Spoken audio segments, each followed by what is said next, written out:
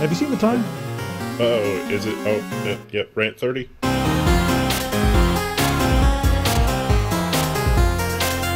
Rant 30. All right, LG, the smart TVs have been watching you while you were watching them. They were watching you. Are these things from Russia?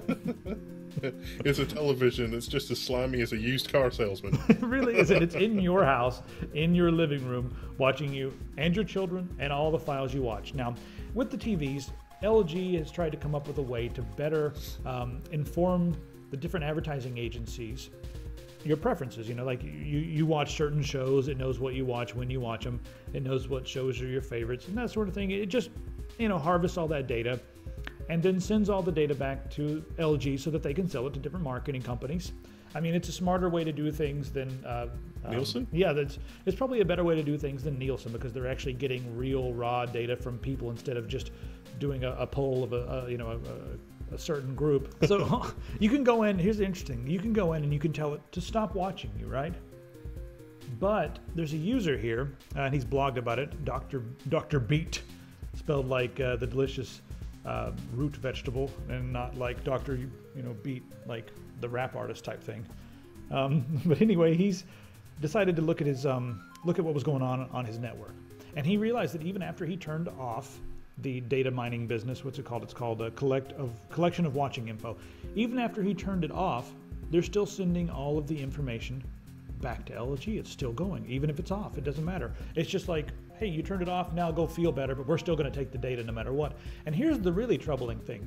If you put like a card or like an SD card or a USB flash drive, you plug that up to your television, it will read the contents of the USB flash drive and submit that information back. So as you can see here, he's made up a fake name for midget porn 2013.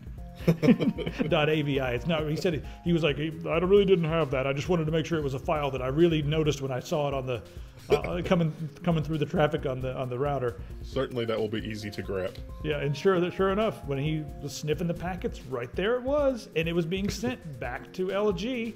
Now, the really interesting thing is that it looks like the URL it's sending to is actually a 404 not found. So that could be some incredibly evil thing that LG is doing to make it look as if it's like, oh, well, this is being submitted to our servers, but we're not really collecting it. It's like the on-off switch. There's an off switch. It doesn't do anything. I have a feeling that the off switch probably submits the entire report to the server with a note in the report that was turned off. It's like, oh, we'll just fix that server side. It's fine. It's like, yeah, no, that's not how we do things. Even if they're not collecting the data, it's still leaving your house and going outside somewhere. So someone's going to intercept it. Well, they could implement this at any point in the future as well. Yeah, they could just turn it on so it just sucks it up. Well, here's the funny thing. He wrote them a nice letter, and he said, hey, what the hell's going on? And they wrote him back. Good morning. Thank you for your email. Further to our previous email to yourself, we have escalated the issues you have reported to LG's UK head office. The advice we have been given is that unfortunately, as you accepted the terms and conditions on your TV, your concerns would be best directed to the retailer. We understand that you feel you could have been made aware of these terms and conditions at the point of sale, and for obvious reasons, LG are unable to pass comment on their actions. We apologize for any inconvenience this may cause you. If you have any further questions, please do not hesitate to contact us again.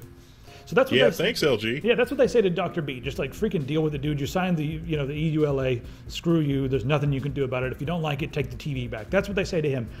So he talks to the BBC, and the BBC scratches their head and said, well, that's funny. Let's call LG. They call LG, the higher-ups at LG. I can see the board meeting like, oh, God, their arms are flailing. It's no longer Dr. Beat. It's now the BBC. So they come out with a statement and say, oh, we have no idea what's happening here, but we are going to look into this. This is very serious. We are looking into this now.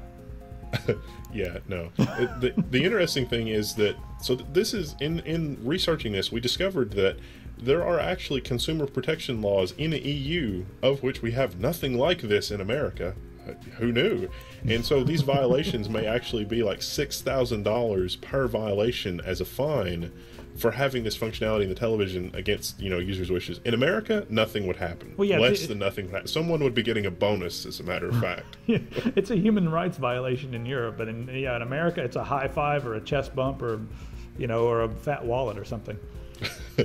$5,000 Visa gift card and all the booze you can drink from the CEO's private reserve. That's what it would be in America. Precisely what it would be in America. Anyway, it's kind of interesting. Just know right now I'm on the completely do not buy an LG smart TV. I don't care how cheap they are on Black Friday or Cyber Monday. Do not buy one until they come out and either fix this.